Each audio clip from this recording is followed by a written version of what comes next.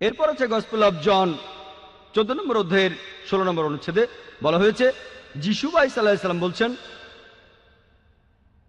আমি পিতার কাছে প্রার্থনা করব, তিনি সাহায্যকারী পাঠাবেন যে সবসময় তোমাদের সাথেই থাকবে। এরপর গসপেল অফ জন 15 অধ্যায় 26 অনুচ্ছেদে বলছে, যখন সেই সাহায্যকারী আসবে, আমার পিতা যাকে পাঠাবেন সে আমার সম্মানটা বাড়িয়ে দেবে।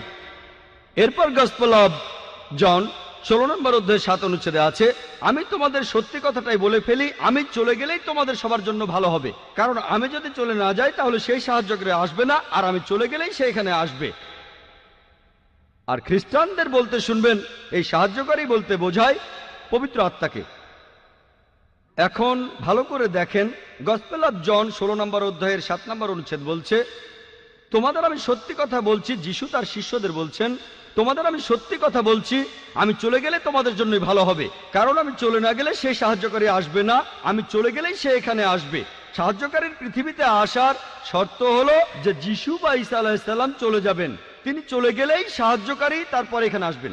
আমরা জানি যে পবিত্র আত্মা তখনও ছিল যিশুকে যখন ব্যাপটাইজ করা হয়, এমনকি যীশু খ্রিস্ট জন্মানোর আগেও পবিত্র আত্মা সেখানে ছিল যখন তিনি মায়ের গর্ভে ছিলেন।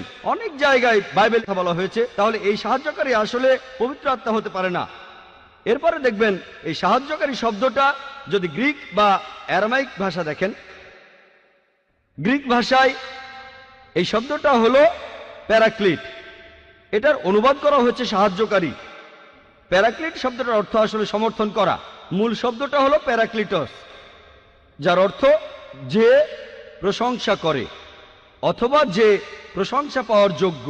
আমরা জানি যে আমাদের নবীজির দুটো নাম আছে, আহমেদ আর মোহাম্মদ সাল্লাল্লাহু আলাইহি সাল্লাম। এখন শব্দটা যাই হোক, ধরেন প্যারাক্লিটস যে প্রশংসা করে বা প্রশংসনীয়, অথবা ধরেন প্যারাক্লিট হোক সমর্থক বা সাহায্যকারী। আলহামদুলিল্লাহ, এই কথাগুলো সবচেয়ে বেশি মেলে সর্বশেষ নবী মুহাম্মদ সাল্লাল্লাহু আলাইহি সাল্লামের বেলায়।